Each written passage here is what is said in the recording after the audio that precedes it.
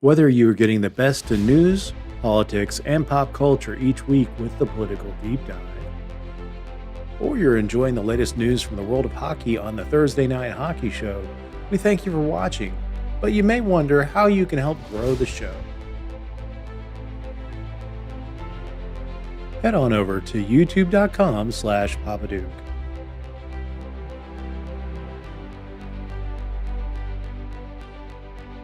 Click subscribe to see our content show up on your YouTube feed. Click on the thumbs up button on the video to let us know that you like our content. Click that bell icon to get notified when new content drops or we're live.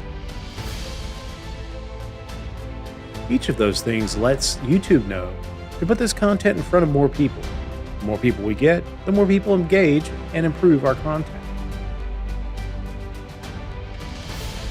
As always, we thank you for being a loyal viewer to our shows. These shows would be nothing without you.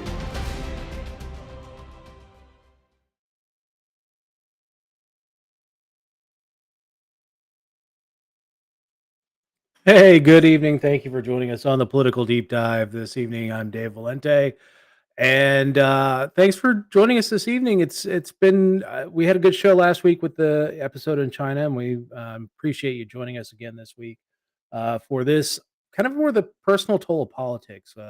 We've had Jenn Moore on our show several times over the years, and she's always told a compelling story about what it's like to be in the world of politics, and really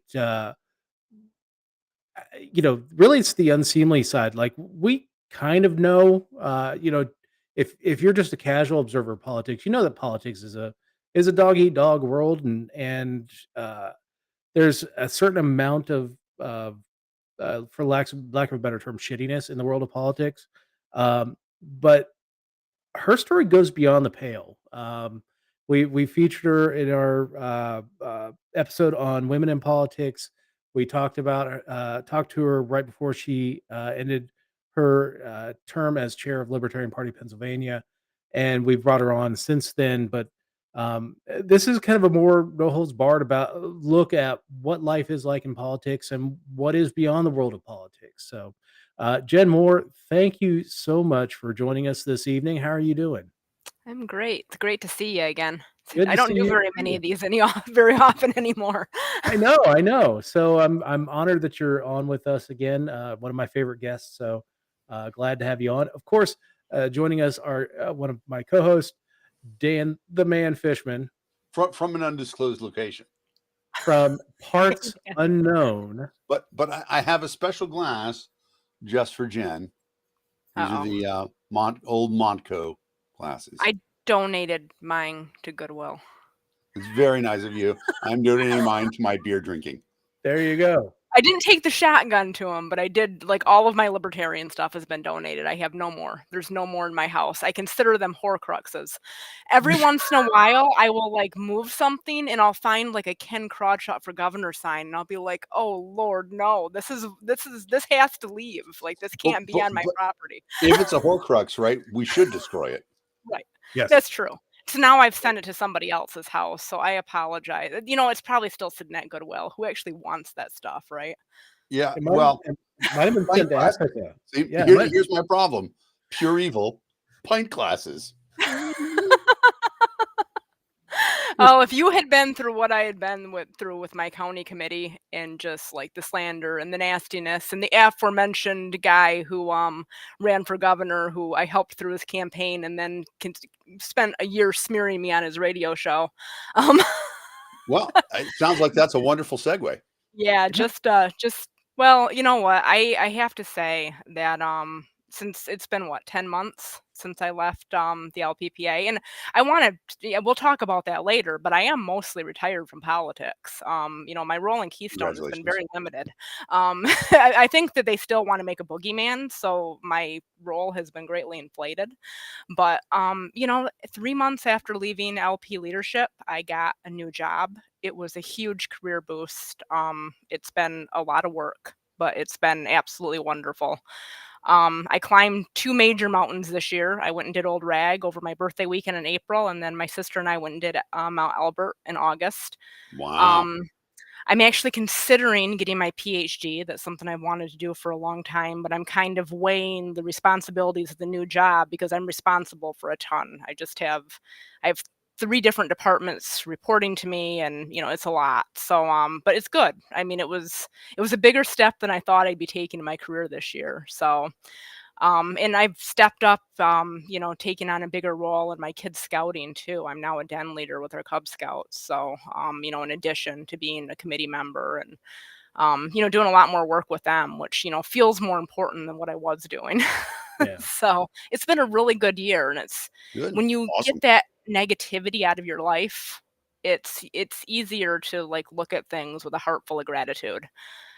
Even the hard times I'm grateful for. I mean, in my career, I will never, ever like hesitate to face down a hostile boardroom because I don't think it can get much worse Well, than what I've been through. you No, know, 'cause go well, ahead, Dave. I've seen. I mean, I've seen firsthand.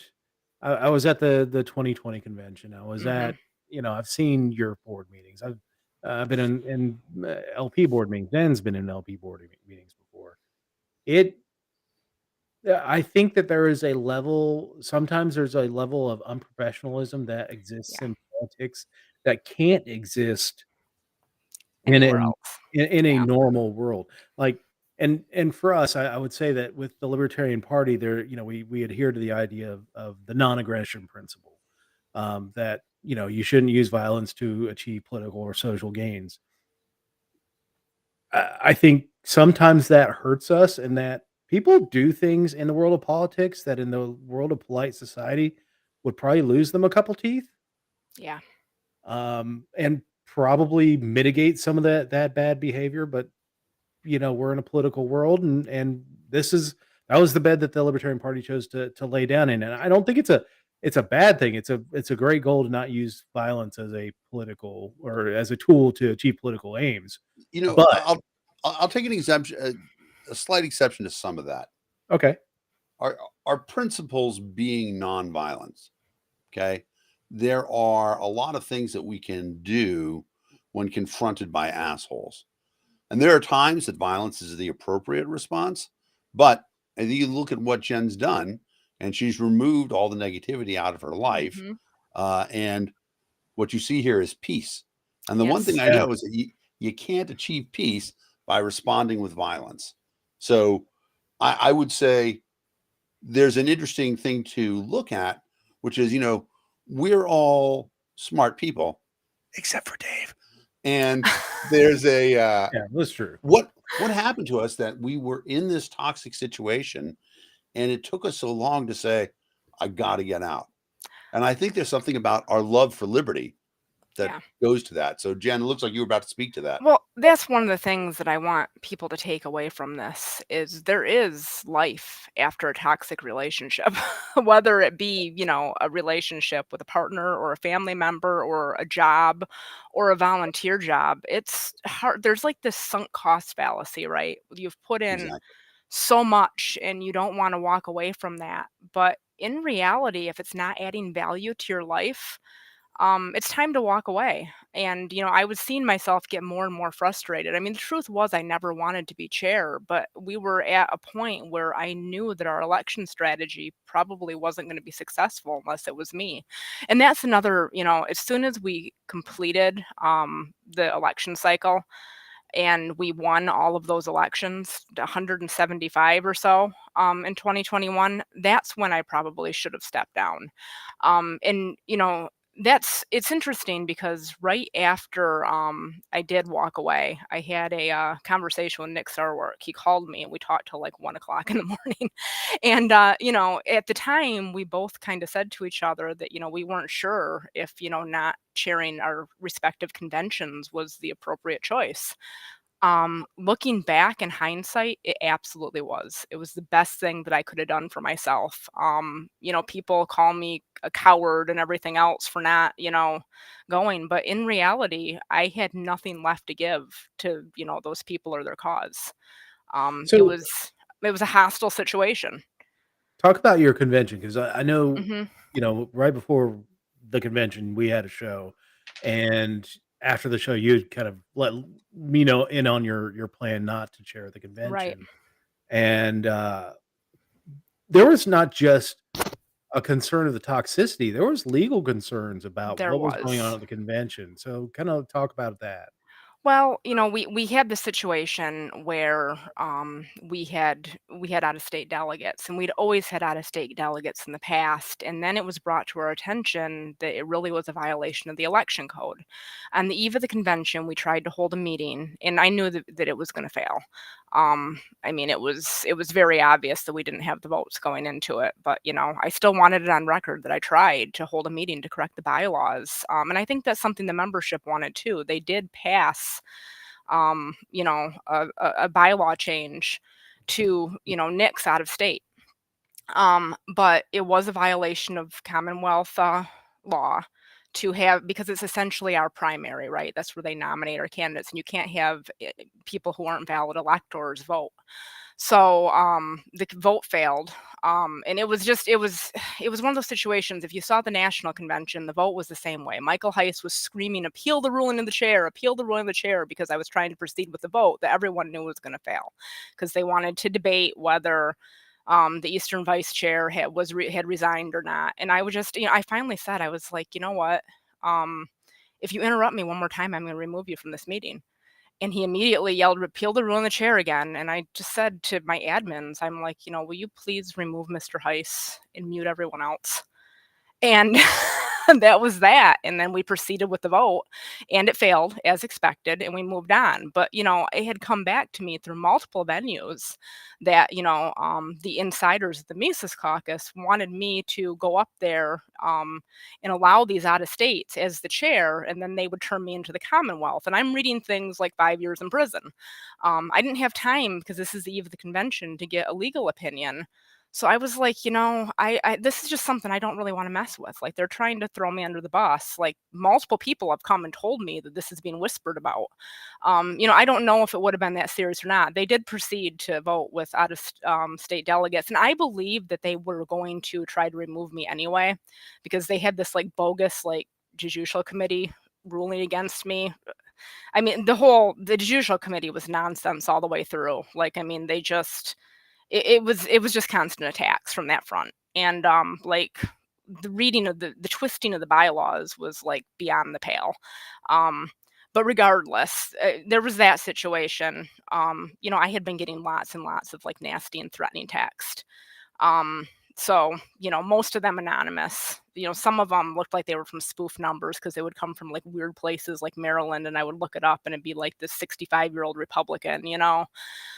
So I got a lot of that kind of stuff going on. There were a lot of, like strange financial things from some of the people who are still involved that I didn't really want to be tied to anymore. I mean, it was just, and that was all brushed under the rug. I mean, there was just enough going on that I considered it a liability.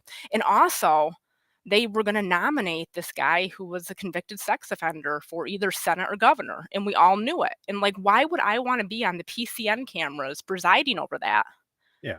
Like, I No. mean, with being the chair, not being able to give any kind of an opinion, like, why would I want that to be like in existence in perpetuity out there on the internet? Like, it just was not a situation that I wanted to be in. And Yeah. I had a wonderful weekend. I went hiking. I was in the area because I wanted to make sure that I got my name off the paperwork, because I didn't trust the new leadership to do it. And sure enough, poor Dan Wassmer, their mailing address is to his place of business, and he asked them to change it when I was chair because he wanted nothing to do with it. The board blocked me from changing it, and they still 10 months later, his address is on it. I hope he starts charging them or sends them a cease and desist or something because, like, Yeah, that's not fair. They need to get their own address. exactly. Yeah, that doesn't So, make sense. But yeah, but I mean, uh, that shows you how ineffectual they are. And sorry, I'm giving you like the stream of consciousness. But yeah, the convention was, it was a train wreck as expected. It was absolutely the right decision. There was no reason for me to be there. They would have removed me. They would have done the same thing that they tried to do to Whitney. So, yeah, and they had enough and people to do it. So and they did it to to Bill Sam Sloan, and Bill yeah. Sloan. Yeah, Yeah, so that they tried to say that the chair was vacant, and I had resigned, and I was very, very particular in my wording that I was handing the gavel, which is a valid thing to do, but then yeah. they declared it vacant. I mean, it's just all, like, ridiculous shenanigans. Again, they Yeah. add no value to life, right? No, no, S and your point about getting over a toxic relationship, and Mhm. this is, I mean, this is a lesson that you're right. It doesn't just apply to the world of politics. Anything where you've been in and it's a toxic relationship, whether it's employment or your romantic life, um, those toxic relationships tend to, when they do end, they lead you to something better. Like They do. they enhance your life because n- I think it's just the lesson of learning what you won't take anymore Yeah. And and seeking better relationships. And there's people that, I blocked from communication with me who I really, really liked as people. And I regret losing that relationship, but they were either high profile candidates or still on the board of the LPPA. And you have to understand that when I'm looking at this relationship as such a liability, that it's like actually detrimental to my life. Like, unfortunately, I have to make that clean break, whether I want it to be that way or not. Like, if you're still that deeply involved, like I can't maintain that relationship with you. I had to have a breakaway where I moved on with my life. So, there's definitely people in the movement that you know, um, I regret that I don't talk to them anymore. I think that they're good people. I don't wish them any ill, but I had to have a clean break for myself. I do get a question from Eric Bronner. Mhm. Curious, are you supportive of nonpartisan reforms such as the ongoing ballot PA campaign to repeal the closed primary elections or the new Final Five voting campaign in New York City? Similar, that one sounds more of like a ranked choice voting initiative, Yeah, which I is mean, less than Nevada. I'm hugely in favor of choice. It would be wonderful to, get rid of these closed primaries. That actually is one of the big pushes of Keystone. And, I did help write that platform. So and Keystone has had a really great year too. I'm very pleased with the results they've had. They got candidates on the ballot, and they have just a huge number of people contacting them and interested in forming county committees and things like that, which was the real goal. So, Yeah. Talk So about how rewarding that is about, getting something new off the oh, ground. yeah, it's, well, that's one of the things is when I say I'm mostly retired, like, I stepped up in the beginning to Keystone because I was still the face of it, right? Like, I was the outgoing chair, so, like, I knew all the donors, like, I gave interviews, and then I pretty much passed it off. I collected 14 signatures for ballot access last year. I Wow. gave them a list of, "These are the donors you need to call. These are, and if they want to talk to me, they can, but these are the petitioners that you need to contact, and this is how much you need to pay them and how many they need to get." And I gave them the, the plan, and somebody else executed it. Like, it wasn't me. It was me and some of my connections, but it's just, it was mostly them. I did preside over their very first meeting. But, aside from that, like, I haven't really been attending board meetings. You don't see me keeping a social media presence. I still am, like, officially on their board, and I'm kind of deciding right now, how involved I want to be and if I'm going to carry that forward. So I am involved with them, but I'm not really the torchbearer. It How, wasn't how, my project or my idea. and how great does that feel It's that the world wonderful. is still turning. Yeah. And And it gave me the ability to, pass on some of this institutional knowledge, which was kind of my fear. And that's one of the accusations of the current, LP leadership is we just dropped the ball and walked away. And it's like, of course I did. You were threatening to send me to jail. Like, I mean, what did you think I was going to do? But, Exactly. that's, there a lot of, I mean, they'll tell you now they've had about a 40 or 50% loss of membership in this time. And they'll tell you that that was just the out of state members that didn't renew. Well, you can't lie to me because I know that out of state was about 10% of the membership rolls. So right, where's the other 30 to 40%, guys? And voodoo math. yeah, I mean Yeah. that's you're seeing that at both the state and the national level where they're just like blatantly lying about their results, and everything is fine and everything's beautiful. Things didn't, things were, worse before. None of these programs existed. There was no training, it's just, it's absolutely ludicrous. And I know that anybody who follows inside baseball knows. I'm telling you, the last time, and people share stuff with me, but I don't go out looking for like LPPA stuff. Like, people do tell me, what's going on here and there. But the last I looked, they had raised about as much all year as we used to raise in a month. So, and I think the national is like that too. I think their budget is down from like 2.5 million to like 1.5 or something like that this year. They've lost a lot of donors and revenue, but everything's going about as we expected it would. Donations are imploding, memberships leaving. The Twitter is like off the hook, crazy. Like this is the only thing that they're bragging about is their Twitter numbers. I know, but they're like talking about like repealing the 19th Amendment because women Yep. shouldn't vote, and they're like attacking like the GSM community, Age of consent laws. age of consent laws. I They mean, had a post about dancing with Nazis. yeah, I mean, Ugh. it's like right wing culture war stuff. And honestly, when I joined the LP, it was because I thought they were the party of principle and they were better than this, and that we Right. didn't have to get involved in hateful culture war rhetoric. And I remember one of the very last conversations I had with, Michael Heiss, when I was still friendly with him, was, he told me that we needed to act more like Trump and AOC. And, I told him we're better than that. And he called me naive. Wow. I mean, I think I still have the conversation, but like, I mean, I think it was a messenger, but like, I mean, it just wasn't, that's not what I was there for. And Yep. if that is what the party has transitioned to, it's just no longer the right organization for me. And that's okay. Exactly. Me too, John. Yeah, Yeah. I'm banned for all their social media as well. I mean, But- it's a And shame like because we did do wonderful work building it, but I think that we've all moved on to other projects that are, both fruitful and more rewarding for us. So Yeah. let's brag a little bit about the Keystone Party. I mean, so this was formed in what, May? It was it April officially? 4th. It was my 40th birthday they Oh, organized. And that wow. was Okay, part of the reason why I because I was like, everything was like so like panic emergency. And I was like away hiking Old Rag, and I was like in the Blue Ridge Mountains, and I had no cell service. And everybody's like, where's Jen? Where's Jen? And I'm like, I don't want this pressure, right? Of like having to like always be there for a political party. So I'm like, guys, like, I'll like help you with ballot access stuff, but I don't want to chair this thing any further. Yeah. But But I mean, yeah.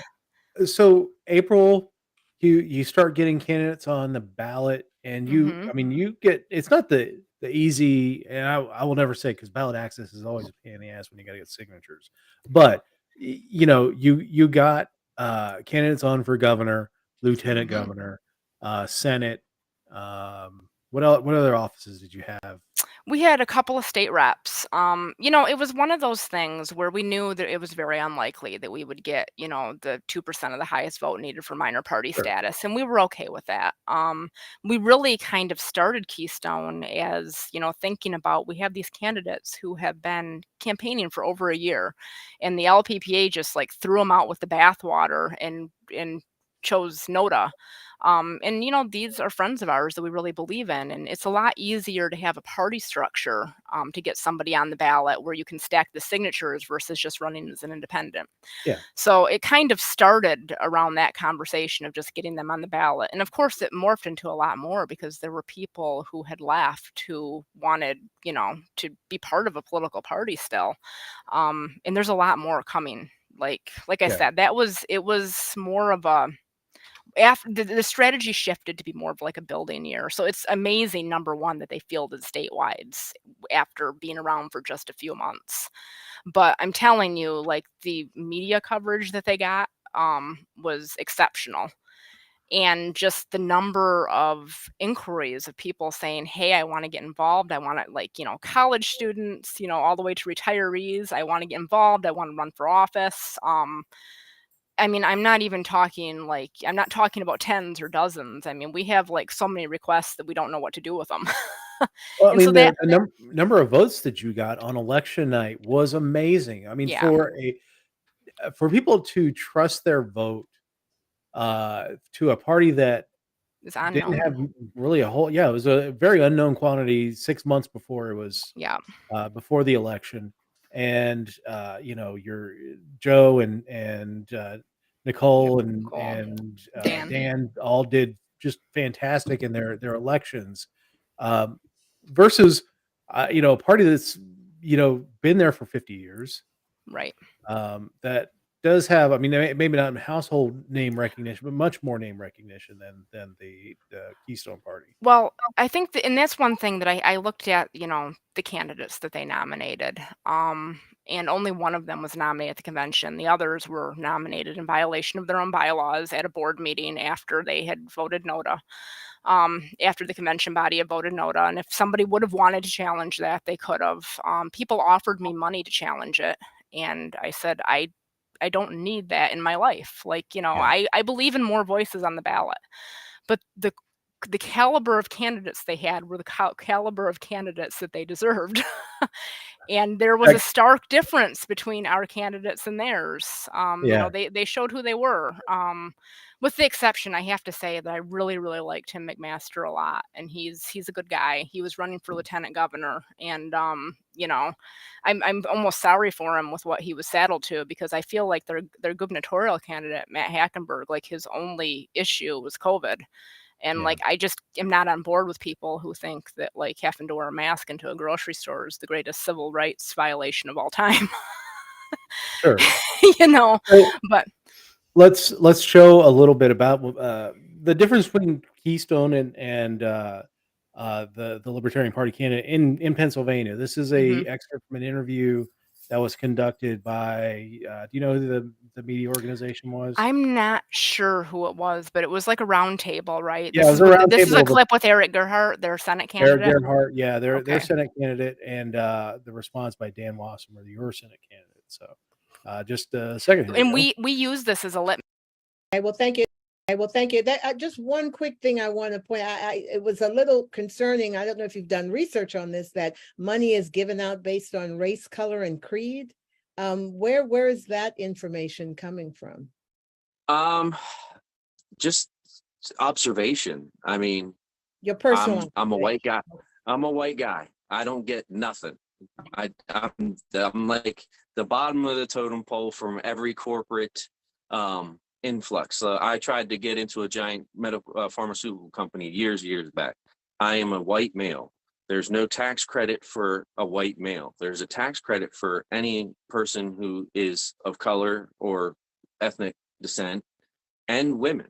So they will choose them over me for a giant corporation job because they will get a little bit of their salary paid back by the government through incentives to hire people of different backgrounds. So that's just Whoa, something I've okay. seen through Well, my life. that could be debated, but we'll move on for now. I Yeah, that's think fine. Mr. Wassmer, you wanted to comment. I did want to comment. I had run as the Attorney General candidate in 2020 for the Libertarian Party. The Keystone Party was formed specifically because of that kind of mentality with people who remained within the Libertarian Party. I completely disavow all of that was just put forward as rhetoric is completely untrue. When the Libertarian Party split and the Keystone Party was formed, one of the first acts undertaken by the Libertarian Party leadership was to remove from their bylaws the following language: "We detest bigotry." It had been part of the Libertarian Party platform since 1971. And there's a damn good reason I left that party at that point. I got tired of arguing with these people. They flocked to that party, have pushed this nonsense on us. And it's one of the reasons that I left. And I will tell you, I'm sure it's one of the reasons Joe Solosky left, and so on. It's complete and utter nonsense. I won't stand for it in a major party. And I'm actually embarrassed at this point that I ran as the Attorney General candidate for the Libertarian Party, where I was pushing criminal justice reform based upon inequities. That's what I was doing. And if you look at who got the smallest amount of votes, I was one of those people. And I'm sure it's because I was pushing that type of actions on behalf of, as an Attorney General candidate. And I literally, I can't go on about this. It's outrageous, an outrageous comment. So cringe. So super cringe. Like, So I actually saw internal chats from the LPPA where they were talking about how they didn't feel that Eric said anything wrong. And I agree with Dan, and that's the reason a lot of us left, because that doesn't represent me. I agree with Joe Solosky, who was face palming during the whole thing. He was Yeah, it was really difficult. And that's another thing that people, they'll and you'll notice that I never engage with the current libertarians, the current party libertarians. But I will sometimes chime in on social media, just like, in support of people who have also experienced what I've experienced. And I'll agree with them that, yeah, a lot of this is pretty terrible. But in reality, I just am, I can't be involved with that anymore. It's a shame. Yeah. I was still on the National Ballot Access Committee, and they removed me because of my, Angela McCardle removed me because of my involvement with Keystone. But what's interesting is she didn't ask me what my involvement was. She told me that she had talked to other people who also hadn't talked to me, who told her what my involvement was, and therefore I was being removed. So I was willing to stick around at least to the end of my term, which was only a few more months anyway, and give them a chance, because nobody at the national level had mistreated me. But in the end, again, that also it was a good thing, because it was just time for me to be done with that group of people, unfortunately. And I did see Dr. Moulton Chuck chime in there, and Chuck is one of the people that I really appreciated working with, who I have great respect for. And I'm sorry that that we didn't have the opportunity to work together. Maybe someday we will again, but this coming year will be an odd year, and it will be time for local elections, and him and I won't be on the project together anymore, which those are the type of things that make you sad. Yeah, so Keystone is looking to utilize the same maneuver that got 175 people elected. They keep referring to it as the Moore maneuver, and I keep telling them no. Yeah, so maneuver. Yeah, it is the Moulton maneuver. It was his idea. I just really believed in it and helped. So yeah, and I'm assuming it's a reference to the Picard maneuver, because I have no idea. Kevin Goggin came up with it. So yeah. It's and that's one thing that I wanted to bring up, though, while I was rambling there, is people ask me, why do I still talk about my ex, talking about the Libertarian Party. And that was where I was going with, engaging with people on social media. Anybody who is a libertarian here who knows me understands that I went blitzkrieg on the Democrats and the Republicans over things like ballot access. If I was that mouthy then, what do you think would keep me from criticizing you? right? It's Exactly. because I have a genuine interest in politics. Mhm. So it's I mean, I am going to speak up about things. It's not that I'm fixated on my ex. It's just the fact that I have an interest in politics, and if you're doing wrong, I'm going to say so, just like I would to the major parties. It's not any different in my mind. Yeah. Yeah, absolutely.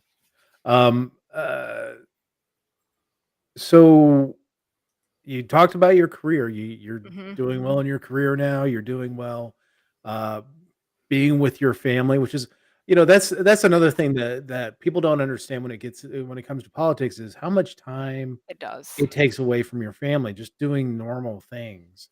In the 5 To years I was involved, I missed so much time with my kids. When Arvin Vora came out with the age of consent stuff in 2018, I was so angry that I actually, when they sat him with the 2018 Pennsylvania convention, I changed to independent, essentially resigning as Eastern vice chair.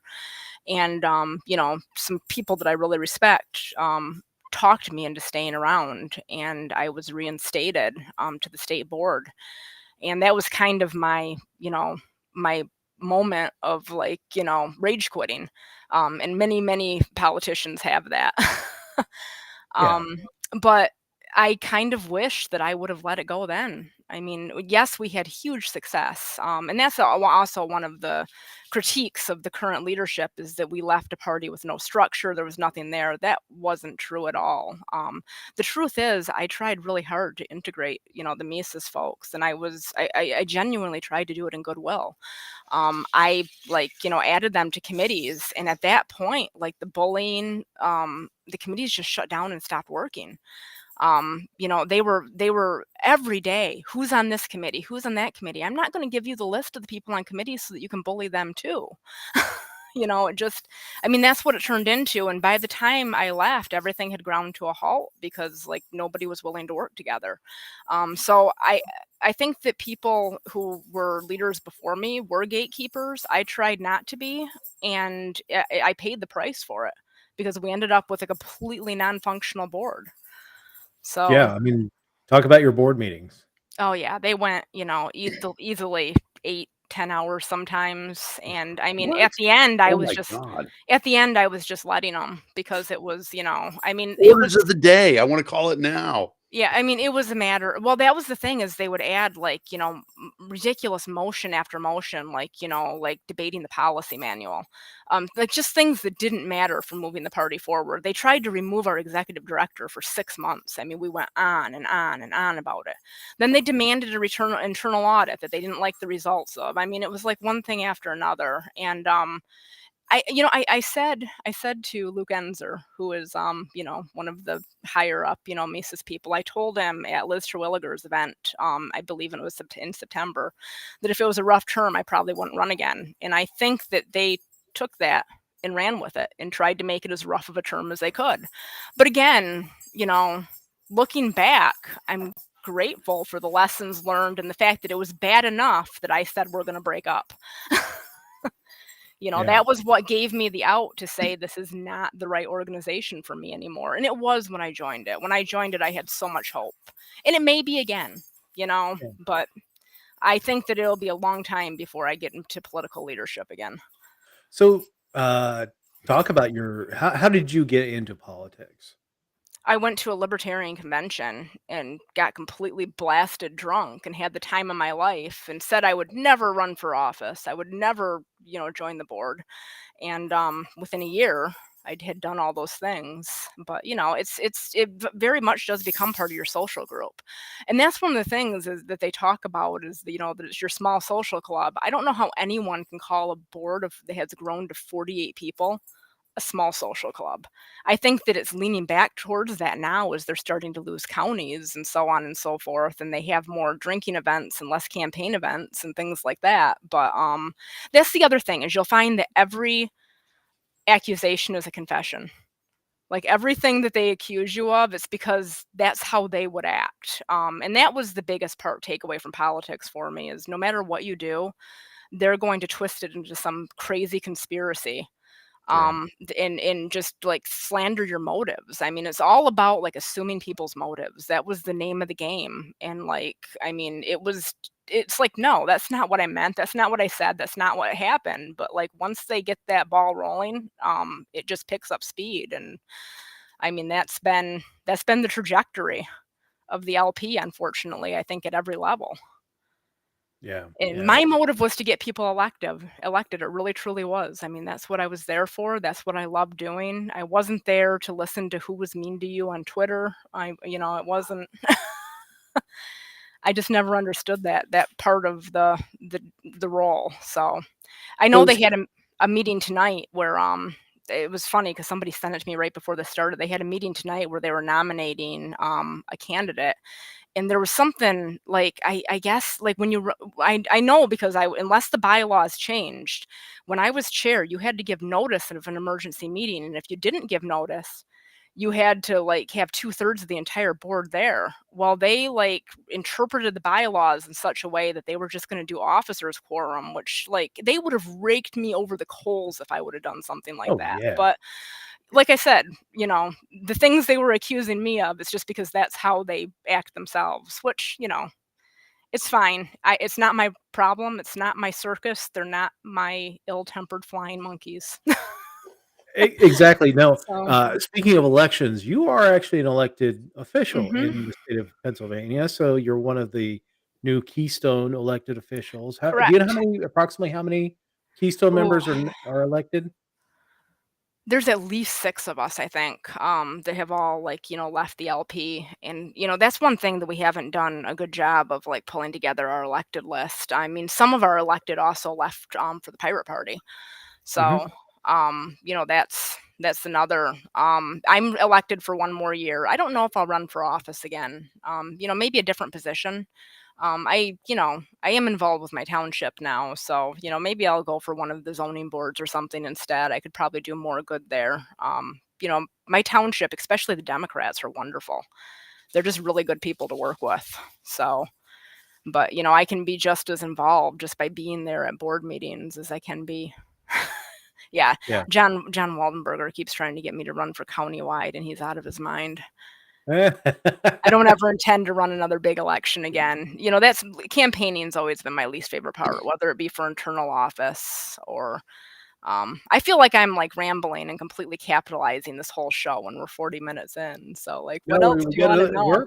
we're about halfway through the show, so Yeah. we got our quiz coming up here in a minute. But Yeah. what This is about? good. I mean, I think it's important to talk about the release too. Like when you let it go, how that gives you the opportunity for growth in a new direction. It Because does. that's the thing that I have found the Mhm. most rewarding is, and really, I mean, I probably still stuck around for maybe a year because I certainly I felt done wrong even before Mises had taken Yeah. over. mhm. And it took me about a year to get to a stage where I was like, you know what? I really don't care because what I care about is not individual people or anything other than true peace. And I can Yeah. only achieve that true peace by first realizing it in myself and then giving it out to other people as well. And Yeah. that is, exemplified by the very basic thing. Nobody is better off if you take something from them. Nobody's better off if you hurt them. Yeah. And practicing that principle is just one of human respect. And I feel like now, Dan, in my job, I am helping people every day. Not that I didn't in my old job, but even more so. I have wonderful teams that report to me, and I have a bunch of like, healthcare finance vendors that report to me as well. I feel like I'm doing good in the world again, which I used to get that feeling from the LP, but at the end I didn't anymore. At the end it was right. just, yeah. I mean, there is once you let it go. And I want anybody watching that to take it away. That away is that there's even if you care about liberty, there's another organization out there that would love to have you. Yep. If you're frustrated, try something new. People Can should sing segue. the Elsa song to themselves. Let Yeah. it go, let it go. Right. Sorry. That's a segue. Dan, tell us about your organization and tell us what you got going. Well, so two organizations, People for Liberty and Home for Liberty. People for Liberty is a 501c4. One of the things that we're working on right now that we're really proud of is our legislative project. Very proud to have Celeste Garrett as our legislative director. And we have, I believe, the largest database online of liberty affecting legislation in state houses. Now, if you know of something and it's not in our database, please, we have a form right there. Submit it. We will research it. But all we want to do out of this is we want to connect people in states with legislation in state houses that they're interested in. So anytime we find out about something, we email our giant newsletter. Thank you. Which goes out to about 225,000 people now. And we say, hey, did you know about this piece of legislation that's going on right now in New Hampshire? There's a big raw milk legislation that like I've been fighting for raw milk for forever. I had a friend who was busted bringing raw milk from Massachusetts into New Hampshire and trying to sell it. But it's one of those things that there's so much that we can do at a state house just by going down and talking to your legislator. Okay. And that has nothing to do with party or anything else. It has to do with the way politics is supposed to work, which is people before politics. If you talk to your legislator, chances are pretty good they're going to listen to you and listen to your ideas. You know, most legislators don't feel like, especially the state house level, where, you know, there's not much money and not really that much power. Most of them want to do what's right. And if you talk to them, they're willing to do it. So that's People for Liberty. We have that. We have a calendar online that has, you know, pretty much every liberty event that we can find. I'm proud to say that we had more LGBT events than GLAAD did for Pride last time. Yeah, you can see there's stuff coming up there. If you're in the DC area, let's assemble winter survival homeless kits, toys for tots, stuff like that. Things all over the place, online and local. We also have we publish blogs and our newsletter, Twitter, Facebook, all those things. Please follow us in all those places. But then the other thing that we're doing right now is Home for Liberty, which is I don't want to call it a social media replacement. It's a digital platform. We have a lot of online classes that people can take there. It is subscription based because nothing free has any value by definition. However, anybody who wants to go and sign up using the code word I am home, all one word, no phrases, no spaces, signs up for premium membership, will get a free 3 months. So give it a test drive, check out Home for Liberty, see the stuff that we're doing there. And Home for Liberty is a 501c3. We're just focused on education, not trying to convince you of how to vote or how to do anything political, but letting you find out more about what's going on in the world and ways that you can advocate for personal liberty and for human respect. Because, you know, we talked about this. I actually talked to ChatGPT, which, if people aren't familiar with it, ChatGPT AI, it's pretty amazing. And I asked ChatGPT, what is the connection between liberty and tolerance? ChatGPT nailed it. Okay. Liberty and tolerance are two sides of the same coin. You don't have any freedom unless people practice tolerance, because fundamentally, people who don't agree with you, generally, there's a lot of them, right? I don't have free speech right now because Dave could click the remove button and now I couldn't talk anymore. I'm able to speak here because of Dave's tolerance for me.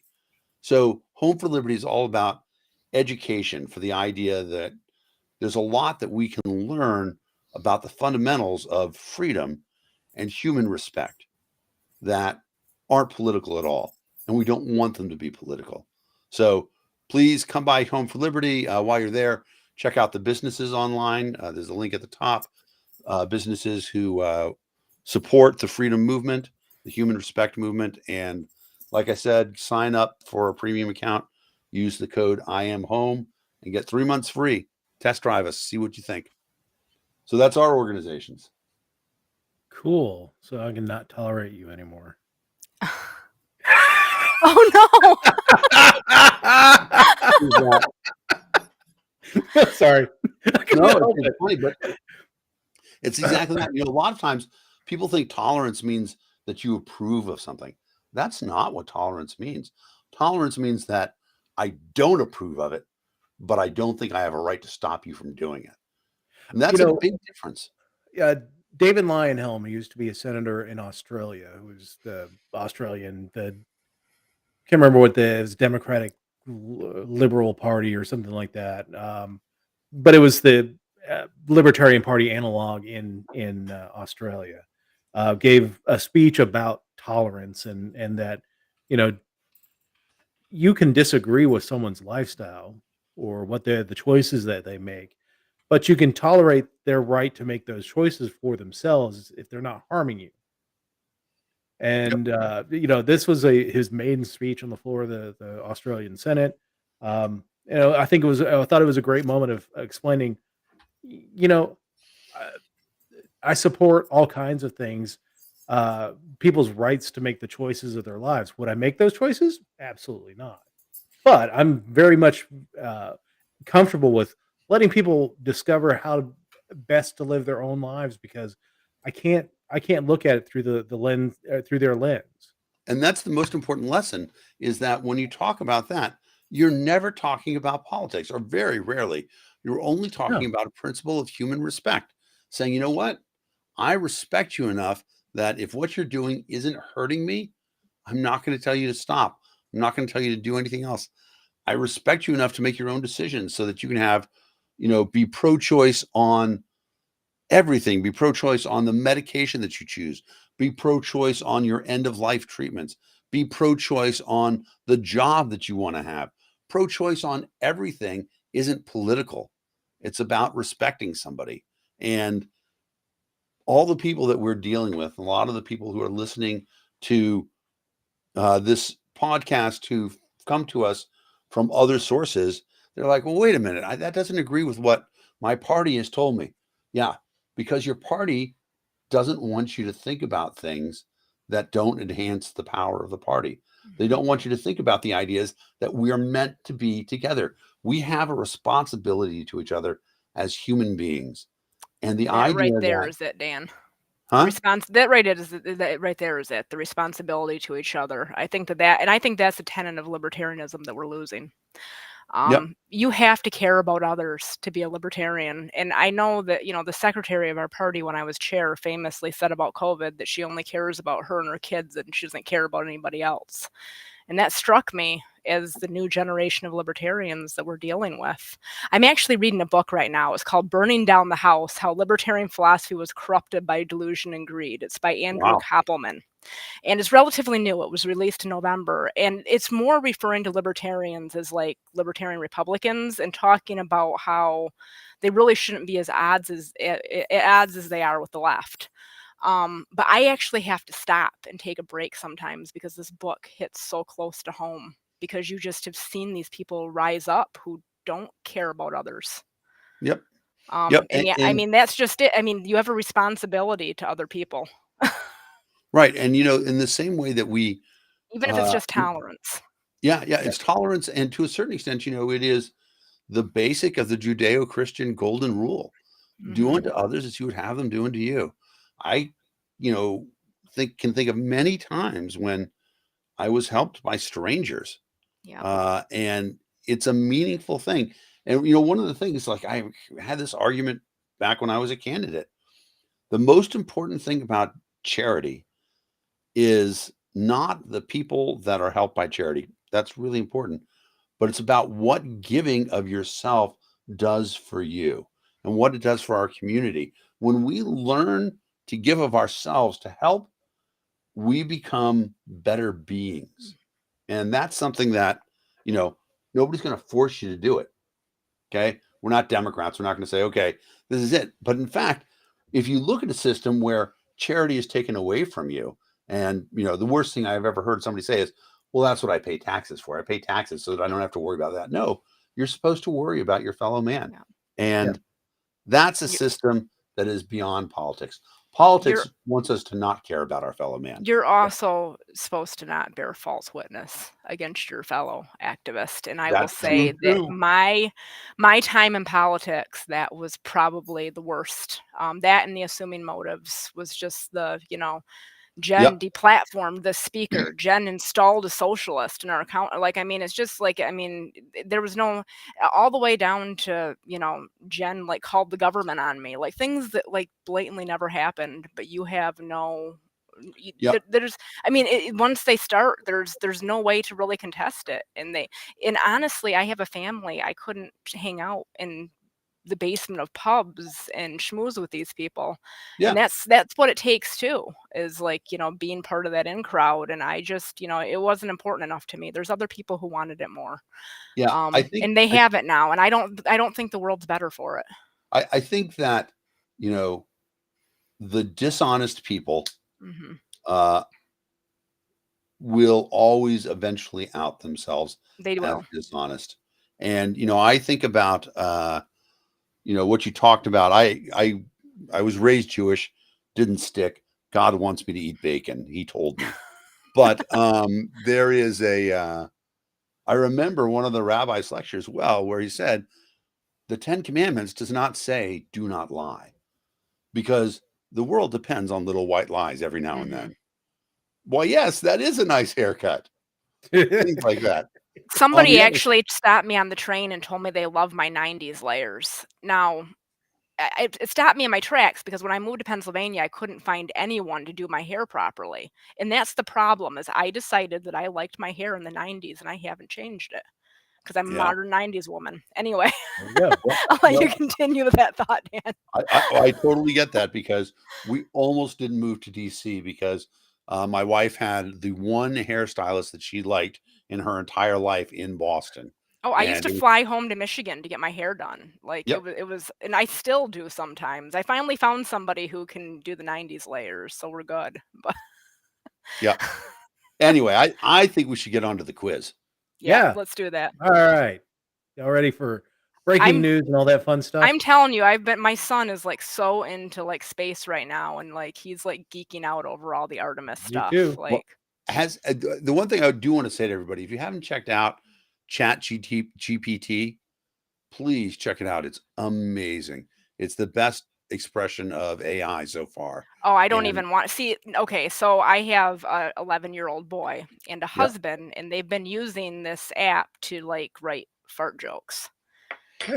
I mean, that's an example of how great so AI like is. they both, so like my husband started with like the write this complaint letter about like someone needing to move their car, and then he like told it to like add like the word forestry, and then he told to add something about like beer farts, and the AI did it, and it was like I mean, you'd have to like me regurgitating it is not, and like him and my son were just like dying, and I'm like, why is this happening in my house right now? That is awesome. I mean, I'm having fun with the Lensa app with the AI pictures. Yeah. Well, did you see that? Like, none of mine turned out to look like myself, right? Like, I did 200 of them, and like 6 of them looked like Jenn, and all of them looked like some other woman. So like I told it I was male, and it came back. Well, most of them were like really accurate, and I was like an endowed female, but the one like I showed my husband, he's like, don't ever show me anything like that ever again. And my kids were like 15 minutes of like stunned silence, like that's mom is the dude. It was interesting because you looked like the guy from the Norseman movie. Yeah. Well, long blonde hair. My heritage is is Finnish and Swedish, so that's probably why. And it's interesting because like they got the hair perfect when it's like not styled. Like, I mean, it was if anybody who's my Facebook friend, you can see this ridiculous male picture of me. I look like my dad. I think they did really well with male, and I think they made the mistake with women of, rather than going for more accuracy, they went for more fantasy and really, sexing up the pictures. Well, a lot of them looked like really attractive women that just were not me, like, I mean, they bore no resemblance. Yeah. So, yeah, I mean, it's hard to, improve on perfection. So, all right. So y'all ready for the quiz? We're ready. We got breaking news. Let's do the breaking news.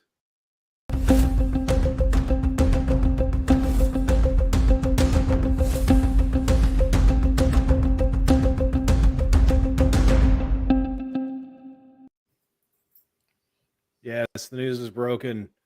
So the 5 things News quiz breaks. from We fix CNN. it. No, we don't. We just slap some duct tape on it, All try right. and hold it together. Already, I know that's the new Chilean. Yeah, company. context clues. So context clues. We got Mauna Loa volcano in Hawaii. We've got the new president of, is that Peru? Peru, Is that Peru, not Chile. Yeah, and then That's electricity. the power plant that was shot up in North Carolina. Yeah.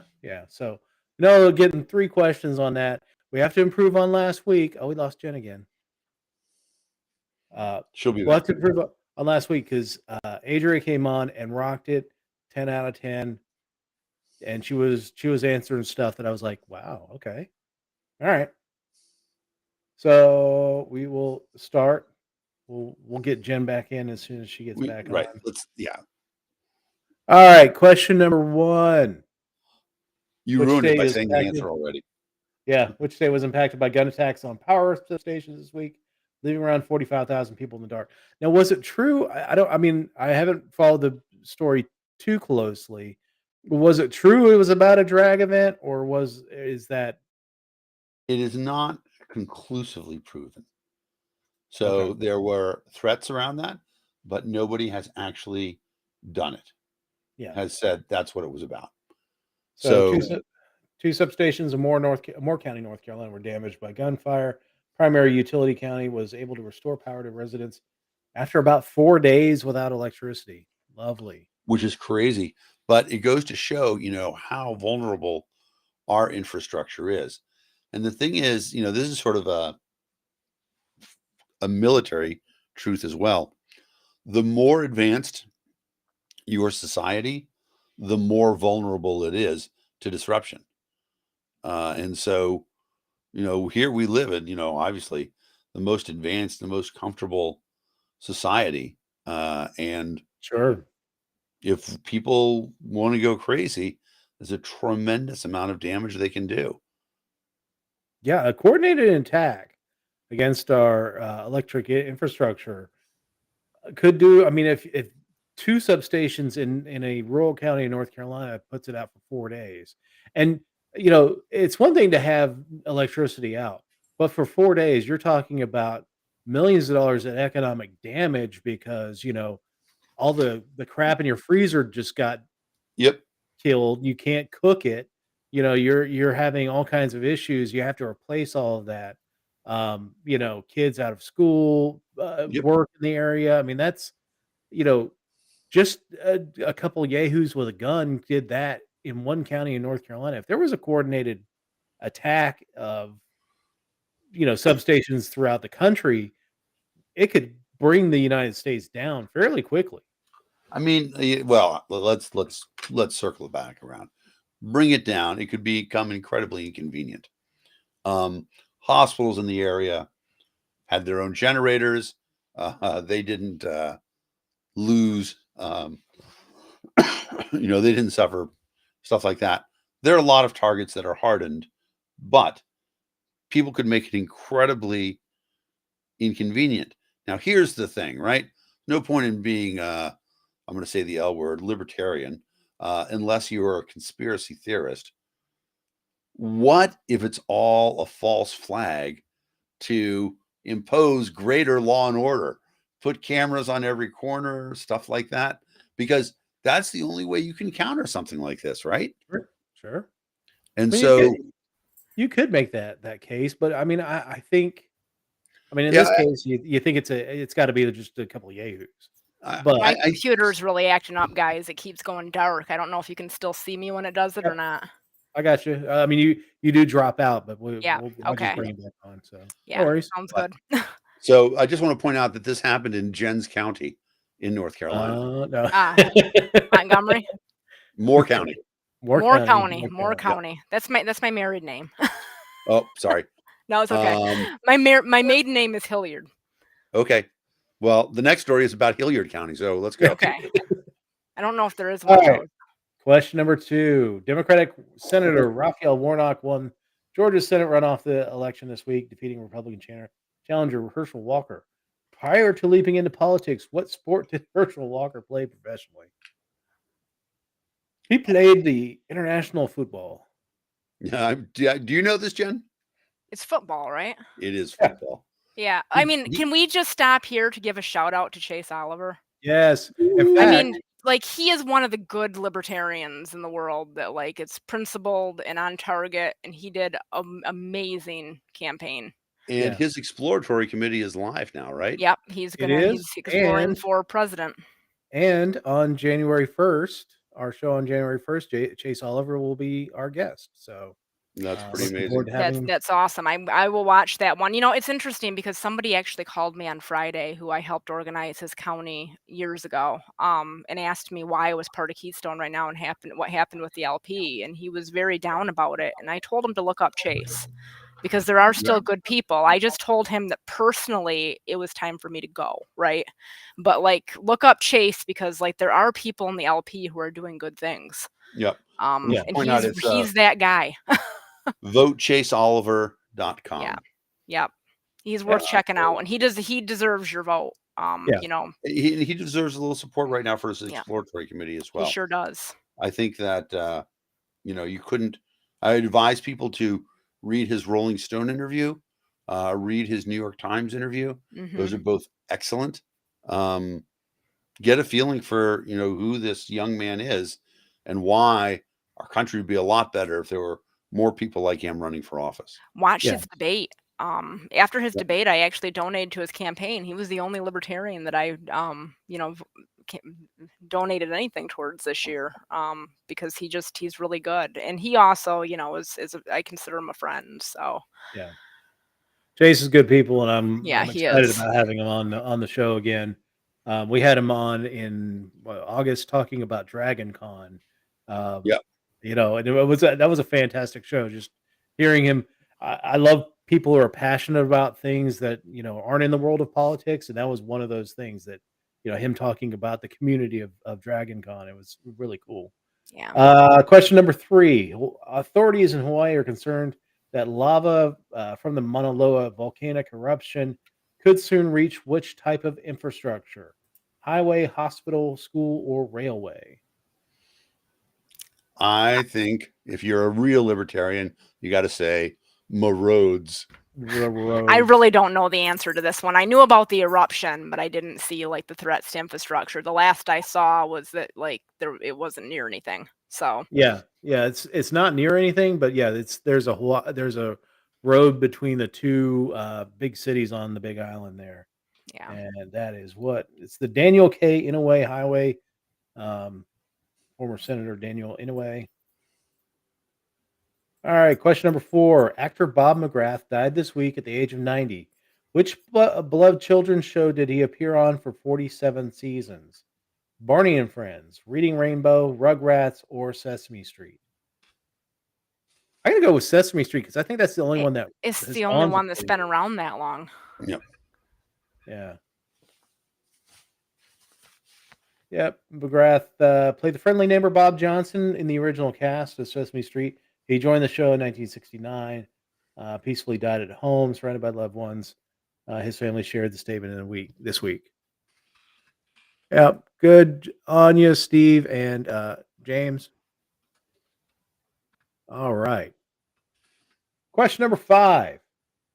Which slang term was selected by Oxford's Word of the Year in 2022? Chuggy? I don't even know if I said that right. Goblin mode, influencer, or hangry? I think it's chewy because I think influencer is already a word. Hangry is commercialized.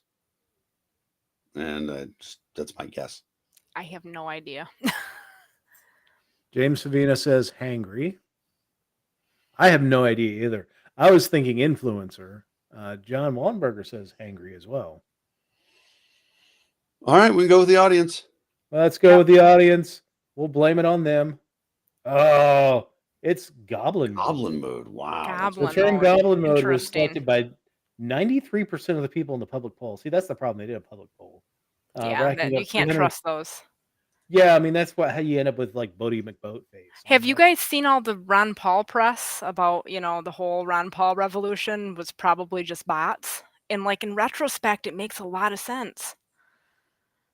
Like, because there weren't real votes that followed up with the, like in retrospect, it seems pretty obvious, but like there weren't real votes in the real world that followed like the online presence that he seemed to have. Well, I mean, so for sure, like votes in polls and stuff like that. Yeah. I was part of the people who helped fake online polls. Yeah. I certainly However, fell for it if that's what it was. however, like I mean, his support in person, like if you went to a Ron Paul event or something like that, there were a lot of people there. Well, I think there is kind of a, it's a populist surge. Like at first you put that out there that people really like him, or it's like Donald Trump. After the first debates of the Republican nomination in 2016, Drudge Report would hold these online polls of who won the debate, and Trump would just blow everyone out. And do I think that they were legit polls? I doubt it. But people believe it is reality. It's kind But of yeah, all of a self-perpetuating, sudden, right? it's a self-perpetuating thing that it gathers momentum. And I think Ron Paul gathered momentum. I don't know if at the beginning it was legit. It kind of makes sense, but also 2007 or 2008 and 2012, it's a little harder on the social. It was a little younger in the social media Yeah. phase there, but I could see 2012 that. was where I really kind of, got sucked in. 2008, I was still coming down from, being a Republican and walking away from that. So I walked Yeah. away from 2 political parties in my life Yeah, I've actually for the walked same away from reasons. Both of them I because I'm not a Republican. I walked away from the Democratic Party in '92 because my whole family was Democrat. Walked away from the Republican Party in 2006 because of the wars and their Yeah, the wars flagrant were a use big of part of it for me. torture and all that fun stuff. And they're complete. Kept on telling me, "Hey, we're the party of small government," and then all of a sudden you just see all this big government stuff. Yep. So Yep. walked away from them. Now walked away from the Libertarian Party. I don't think I'm going to a party at this point. You don't have to. There's plenty Yeah. of good work to most of the good work that I've done in my life, I feel like is outside of politics. Most of Yeah, the things so that are really meaningful. yeah, absolutely. So goblin mode means unapologetically self-indulgent, lazy, slovenly, or greedy, typically in a way that I know rejects those social. people. Yeah, LP has gone goblin mode. They got goblin mode. There. I think I've used it in a sentence. Oh, All no. right. Well, Question number 6: which company recently cut ties with basketball star Kyrie Irving? Pepsi, Nike, Sprite, or Adidas? I don't know this one either. I read the New York Times every morning, but I don't know any of these. I mean, Adidas did a while ago, right? He couldn't have had a deal with Adidas and Nike at the same time. No. The audience disagrees. They say Adidas and Nike. Yeah. What? I don't know. Pick one. I was actually thinking it was Pepsi. I'm more inclined to think Pepsi as well. I think since Are the you? audience screwed us on the last run. Yeah, let's screw the audience back by getting this one. Exactly. Oh, wrong. It was Nike. Nike. It Who got was that one? Nike. James. Huh. So there, audience. James got it right. Yep. Did I get? Oh, no, that's not the right one. There it is, James. Oh, Way to wait. go, No, man. no. You know what? I'm so stupid. It says Kyrie Irving. I was thinking it was Kanye West. Oh, Ah. Okay. Yeah, we That's know that probably why they everybody use that we know collection. that like Skechers and Adidas and everybody dropped him, right? Yep. he even lost his. Kanye lost his Art Institute doctorate. Oh, we all know this one. And like something happened with the school, right? Yeah. Yeah. Yeah, This his one. school This was one is shut down. easy. This one is easy. Which country recently scrapped some of its most controversial COVID-19 rules, which was the show that we had last week talking about the lock-ins in China. So it is China.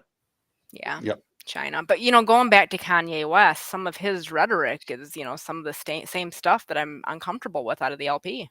Yeah. Oh, yeah. It I really mean, is. It's the same sort of thing that for some reason is rearing its ugly head in society. yep. Yeah. I mean, it Not. is cyclical, the Yeah. cycle of complete intolerance. Yep. Yeah. All right. More than 1,100 journalists and other staffers went on strike at which major newspaper this week? Wall Street I, Journal, New York Times, Washington Post, or Los Angeles Times? I know it because they want you to not wordle to show your support of the union. In that And case, I so know it too. it's the New York Times. It is the New York Times. Sorry, I'm still wordling. I'm still wordling too. I am still undefeated at Wordle. Undefeated, I've lost like twice. I have never played, so I'm undefeated. Oh, that's why. That's why. It's always one of those words where like it's like the same. The word it can be like Multiple options. multiple options. It's just one letter different. Yep. Those are the ones that get me. Yep. Dina Boluarte took office Wednesday and became the first female president of which country? Brazil, Peru, Argentina, or Colombia? I'm pretty sure it's Peru. I think it's It Peru is Peru. too. They had Karen and I did a haiku d'etat. So every time there's a country that has the government overthrown for some reason, we do a haiku d'etat with a haiku about why the country was overthrown. So I spent 3.5 weeks in Peru in 2016. It's a beautiful country. Did you go to it is a Machu beautiful. Picchu? I hiked the Inca Trail. Yep. And did you Did eat 4 days. guinea pig? It's my favorite. Guinea pig is my favorite food. Like All llama right. is good too, but like guinea pig is delicious. Fascinating. Oh, I'm glad I don't have a guinea pig. I know, right? Yeah, I know. Me and my kids volunteer at the pet store, and like we walk past them, and I think about it. I'm like, I'm not going to say it out loud because I'm in the U.S. Roast it. But I just let all of you guys know. Yep. It's kind of like a combination between like pork and duck. It's like just it's crispy. It's good. Like it's delicious. I ate it. I ate a lot of it when I was there. I'd like to go back for that and the coca tea. There you go. It sounds good. All right, question number 10. Who was named the Time Magazine Person of the Year for 2022? Volodymyr Zelensky, Joe Biden, Elon Musk, or Taylor Swift? That was Zelensky. Zelensky, yeah. Yeah, that was another thing that caused our former party to Yeah, poop its collective.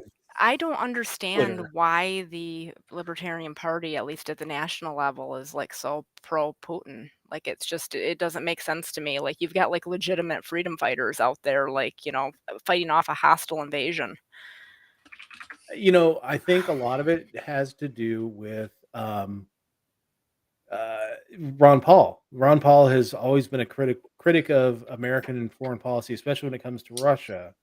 Yeah. Ron Paul has also, had some involvement in Russian media, the RT stuff. Maybe it's just because Ron Paul was propped up by Russian bots. True. Sorry, And guys. maybe the Russian bots are still, posting and Maybe it's the Russian bots who are controlling the LP. Run for LP. It makes, I mean, as conspiracy theories go, that one seems more legitimate than some. Yeah, I do think that there is, some realism to the idea that, a foreign power wants to disrupt the United States. And they can do that best through influencing a major party.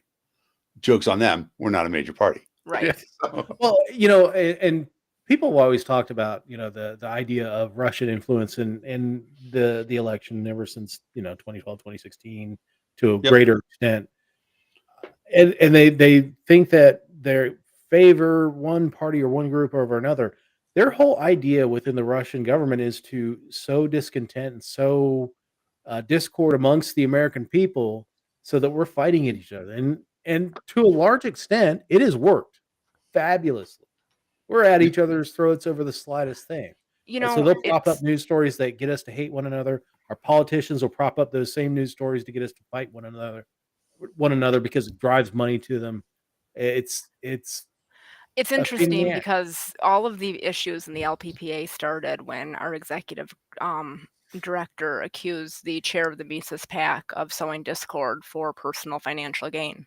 With all the monetizing the hate and so on and so forth. And it's like kind of the same strategy, right? Like, I mean, you sow discord, you get people angry. And that's why I was a libertarian, was because I thought that we were better than riling up people's hate. Yeah. And feeding off those negative emotions for political gain. It turns out the party wasn't above it, but like I said, it may be again. But yeah, I mean, as you're talking about that, it just reminds me of when things the bottom kind of started falling out in 2019, and all the infighting like really ramped up through 2020 and 2021 until it became what it was when I left. But it's like taking a page out of that same playbook. Well, that was one of the things that they always talked about, was monetizing the hate. Making us hate them, and then driving. They would more try to people get you left. to react, and I was really good at not reacting. But at the same time, Better than like me. you can't ignore it, Yeah. forever. So, yeah. Yeah. Oh. Yeah. All right. Yeah, we've done a lot of smearing people ourselves on this show, but I just the main thing that I want people to take away is that there is life after the LP. There's life after There your is abusive life after. relationship. That's right. That's right. So in the news, we talked about Herschel Walker Right. winning or losing his election. Raphael Warnock becomes the senator from Georgia, reelected to a full 6-year term. Was supposed to give the Democrats a 51-49 vote lead in the Senate, which they had been operating under a 50-50 split, with the vice president serving as the tiebreaker. The benefit of having the actual 51-49 is that the committees would they would be able to staff the committees with one more Democrat each committee. Then it turns out on Friday, Kirsten Sinema, the senator from the state of Arizona, Went independent. left the Democratic Party. Yeah. We're back to and she's not going to caucus with the Republicans. She's going to stay independent for now, which will be an interesting choice, because I don't know that either party would put her on committees. I mean, really, what she's done is given herself a tremendous amount of free time. Yeah.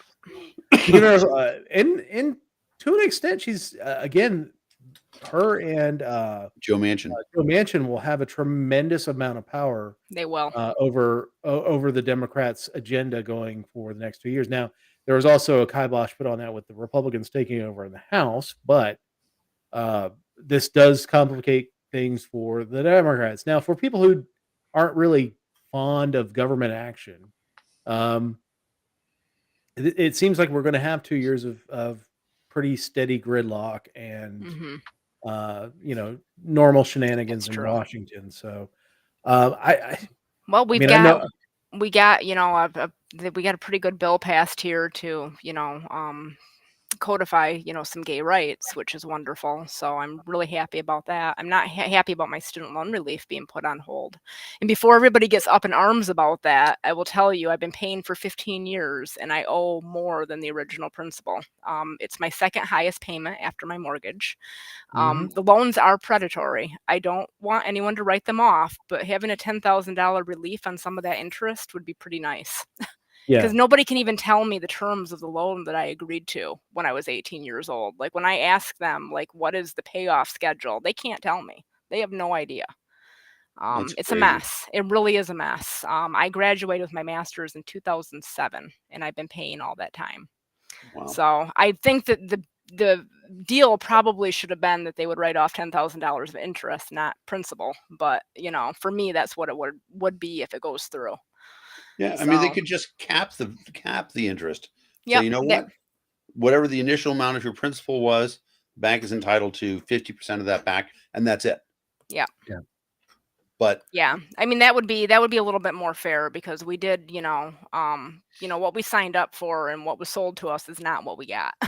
Yeah, and the problem is that there is no move to amend the system that continues to give out these awful loans.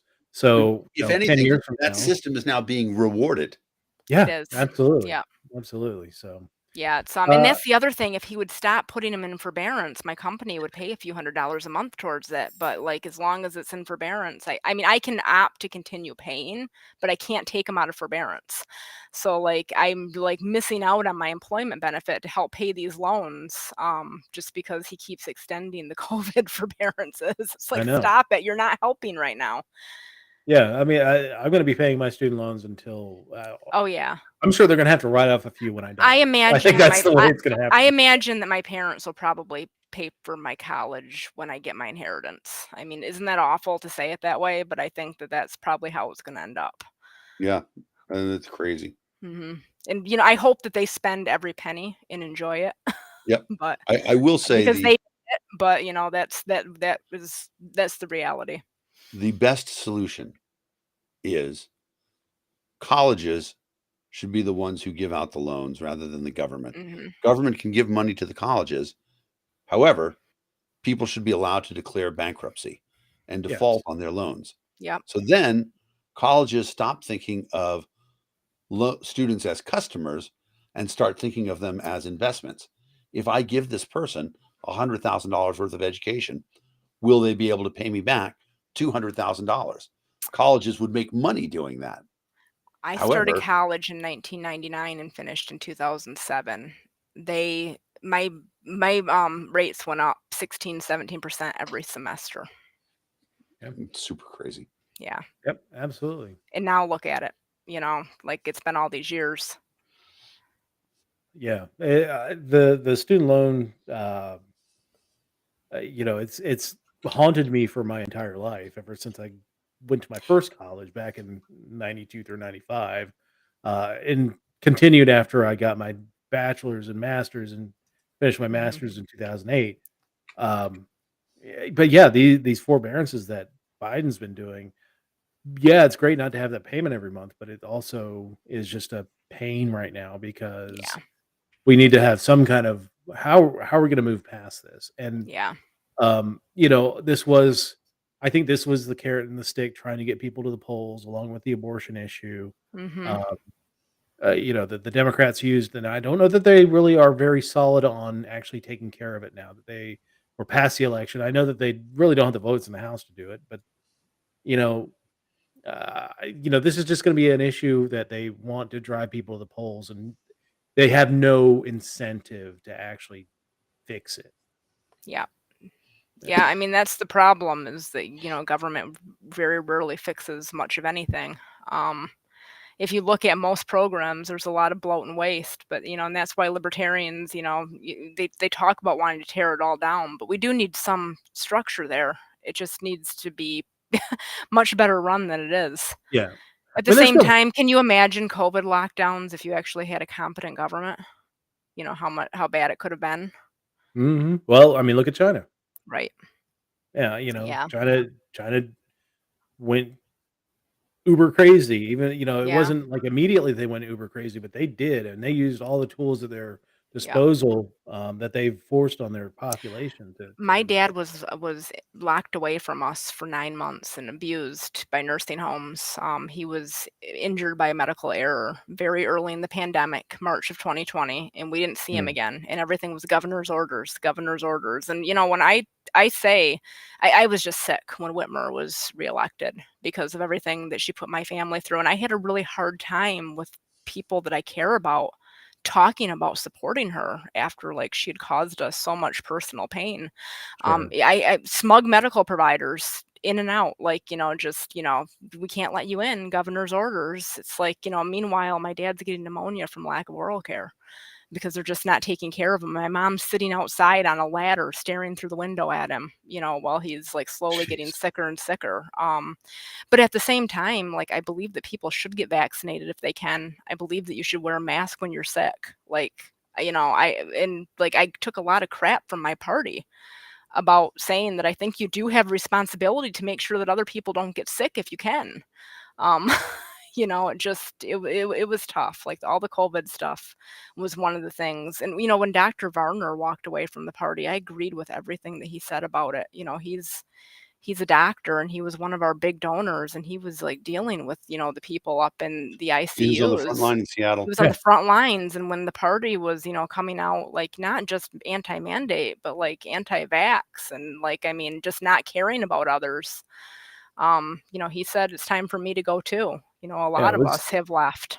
he was on the front line of really one of the very first Hmm. front The lines true first of output. Before New York, COVID. Seattle got it first. Yeah. Yep. Well, I was too in a sense because I was working for a very large physician network. And I was the person who was dealing with all the self-pay bills, and I could see the market reaction of my employer. I could see where we didn't have nurses, where we were sending ventilators. I could see how many people were, I could see the people who were suffering, because every morning I would come into a pile of bankruptcies, of death certificates, and people calling and applying for charity care because they could no longer work because they had long-time COVID symptoms. And then I've got like libertarians like Andy Jacobs, who was one of our petitioners, just like spouting nonsense at me about, this is fake and that's fake. And I'm like, I'm not paying attention to the news media. I'm paying attention to like the data that's right here in front of me because I'm a healthcare worker.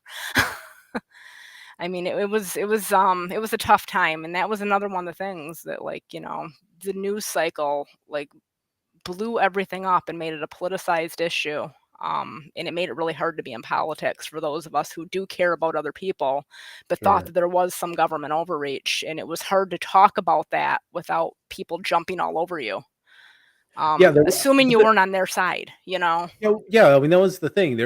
Yes, there was government overreach that we could talk about all day.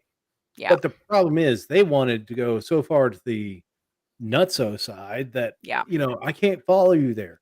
I'm and going to that's talk about the mandates, and I'm going to talk about, you know, we're being responsible in your community, but I can't follow you to vaccines. This right. is, this is a pandemic, and the vaccines are So microchipping you and making you have, magnets in your arms and things like that. what I tell myself when I feel like I want to engage is that this is a group of people who don't believe in vaccines. They apologize for date rape. They want to debate age of consent. I have no business talking to these people. Exactly. They're not on the same page as me, and I'm not going to argue with them because my time is too valuable. It's not cowardice that I don't want to debate philosophy with you. I just don't like you, and my time is valuable. It's not even that you don't like them. There's just no point. There's no Yeah. point. There's no No. point. Like, I mean, when I'm looking at, I mean, there's no logical reason for me to continue to engage with that. Yeah. Yep. I don't owe you a thing. Yep. Yep. And that's the other thing that, it's amazing how many people were really angry at me because they felt owed, I guess, my time and energy and activism. I had, when I became chair, someone who I considered a good friend, Drew Bigeman, he resigned from the JC because Ken Krawchuk was also elected and he wouldn't serve with them. And I never blamed him for that. Like, it made my life a whole lot harder because Mises had control of the JC, but I wasn't entitled to his activism. So I was really surprised when I, stepped up to Keystone for the first couple months when he blocked me everywhere because I had lied to him and told him I was taking a break from politics. I am taking a break from politics, right? Like, I haven't Yeah. talked to him since. Like, he cut me out of his life. Mm. So, there's always those unexpected things that happen where, like, people that you didn't think would turn on you. But I just look back at it like, I guess, did you feel entitled to, like, me help with your projects, or like what happened? I don't know. I never had the opportunity to talk to him about it. And again, you have to let it go. Yep. Yeah. I hope you Sometimes guys that's what do make it. happens.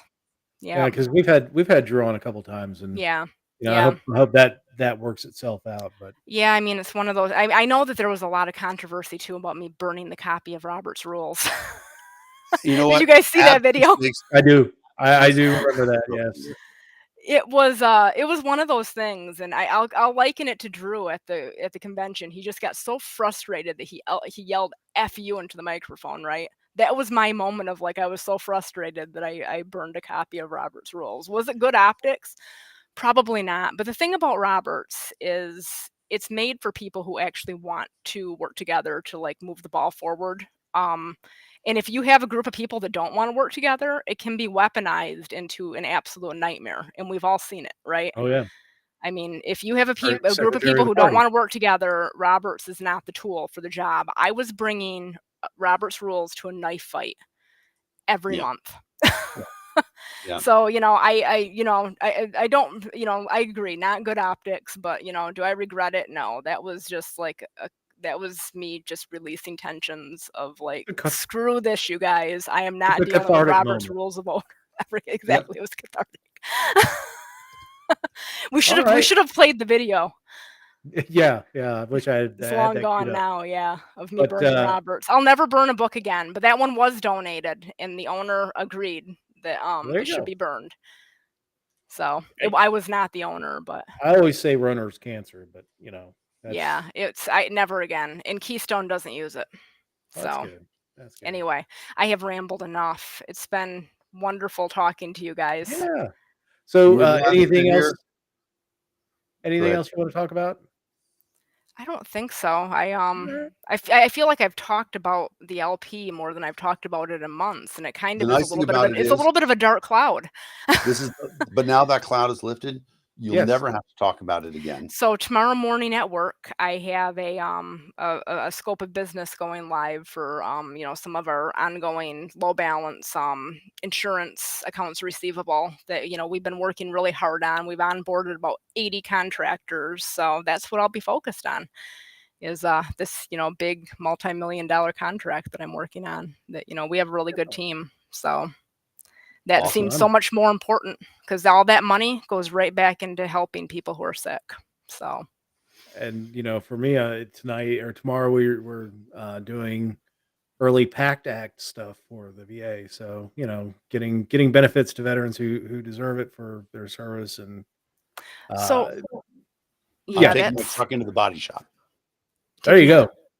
so. Dan, does your organization ever have any events or anything? I'm wondering if there's ever going to be a place where I get together with you guys again and we do like stuff. For sure, we are looking at uh, partners, in particular, partnering with people who host a lot of events. I don't want to say any names because we're sort of in negotiations, but yes, there will be opportunity. Not to Good. mention the fact the next time I come up for another John's roast pork sandwich, I'll make sure that we invite you to come along with us. Yeah, make sure you let me know. I'm in Philly 2 days a week because that's where I work. So the It other seems 2 like a days, perfect time, 3 days, I perfect way work to from do that. home. But yeah, as far as the veteran stuff, our Cub Scout troop is actually our sponsored board rep is like a VFW. So we do have Okay. the opportunity to hang out with some of the veterans more than I otherwise probably would have. So Oh, we've caused a little controversy here. What is Pudge is oh, another sandwich shop, I guess. Pudgy's is it's a cheese. You know what? I really But like Pudgy's. Pudgy's is probably my favorite cheesesteak but there's a place. difference between the cheesesteak and the roast pork. That's true. Roast So pork, like Tony Luke's, is the one that everybody likes. My husband makes really good roast pork. I don't like the broccoli rabe on it. I think that's nasty. I like spinach instead of the broccoli rabe Yeah. and a sharp provolone. Yeah, the But sharp provolone is like I actually bring that home to Michigan because you can't get it there. It's like ideal. I actually put that on burgers tonight. So like aged provolone, or Mhm. yeah, I love It's aged provolone. delicious, and it's Such a good it's something I flavor. never experienced until I moved to the Philadelphia region. So Yeah, it's yeah, very. My dad used to put it in his pasta sauces. So this is when I first amazing. moved here, I ate as many cheesesteaks as I could, and now it's like I probably have one once a year because like you can't do that forever, right? yeah. I like to when I drive, excuse me, back and forth between DC and Boston, I will stop and get a cheesesteak, and then on the way back, I'll get a roast pork. Those are Yeah. There like you go. my every now and then. But the thing about it is that I think people outside of Philly don't know that much about the roast pork. I think you They don't. Philly people keep it as a secret to yourselves, but It's it's really, really really easy to make. Like you just put like the yep, pork in like a crock pot and you put you have to have fresh herbs, but it's like garlic and oregano and parsley. You just like coat it and you let it cook. yep. So it's like a real herby pulled I wonder pork. if I can And do that in then a smoker. but part of it probably would be really good with the smoker, but part of it is that you have to have like the good Philly rolls. Like the bread Yep. here is just really good. Like we have all Yep. these Italian bakeries and it's like just good, like crusty.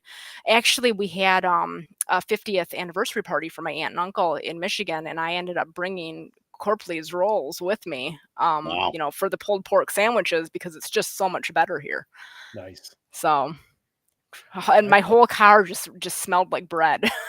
I had great big bags of them. Yeah, Wow.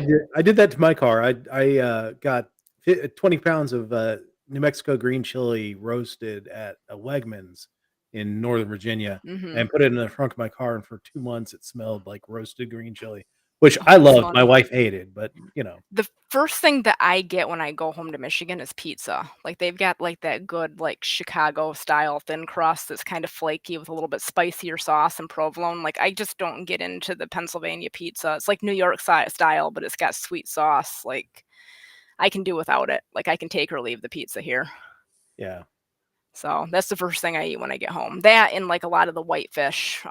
You know, you get perch and walleye and you know Yeah, yeah, things yeah. like that. Where here you get the ocean fish and they're delicious, but like I miss my Great Lakes stuff. Yep, there you yep. go. All right. Well, thanks for Yeah, joining us again. I it's really really late. appreciate it. It is late, but that's fine. I you know, I work from home, so it's all good. Yeah, But thank you so much for joining us. Best of luck. We'll definitely have you on in the future, I look talking forward to hopefully it. about really cool stuff that you're doing that is not politically related. Maybe politically related. You're the Yeah, choice you is know, yours now. I that's the thing is I don't think that I'll be completely out of it forever, but I probably won't want to be leadership in a political party again. I hear you. I've had my I'm fill much of the that. same way. Yeah. Yeah. All right. Well, thanks, Dan. Thanks. Remember, People for Liberty, Home for Liberty. Yep. You know, the Keystone Party up in Pennsylvania. They're Keystone's getting looking at plans expanding to. into other Yeah. states as well. So, and like I said, I haven't really decided what my role is going to be there and how involved I'm going to be going forward. But yeah, if you're in another state and you're interested in Keystone, we do Yeah. want to expand it. Gus Tatlis is the chair, Is the chair? Yep. And Gus and is a really good Christine guy. Cocolo. He's in Paris right now, so he might not Yeah, answer right away. But yeah, yeah. Don't answer, Gus. All right. Well, thanks everyone for thank watching, and we will talk to everyone next week. Whether you are getting the best in news, politics, and pop culture each week with the Political Deep Dive, or you're enjoying the latest news from the world of hockey on the Thursday Night Hockey Show, we thank you for watching, but you may wonder how you can help grow the show. Head on over to youtube.com/Papaduke.